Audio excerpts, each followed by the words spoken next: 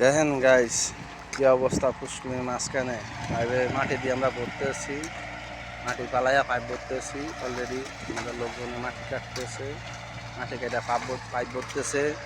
এই যে পুষ্করিণীর ভিতরে কাম মাটি দিয়ে পাইপের আমরা ডাবাইতেছি, বুঝছে যে পানি বুঝছে।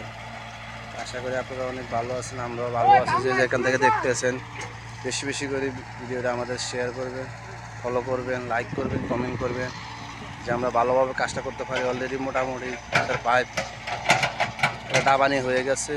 যে আমাদের ভাইয়েরা ঠিক আছে, বাঘের ভাই মাটি কাটতে আছে, মাটি কাটা পাইপ অলরেডি নিচে দিতে আছে। ওই যে বড় দিঘি, দিঘির মাঝখানে আমরা কাজ করতেছি, বুঝছেন। আমি কি আর বাকি রয়েছি, আমিও কাজ করছি। দেখেন আমরা কৃষ্ণা হলে আমাকেও দেখেন দিঘির মাঝখানে কাজ করছি, বুঝছেন।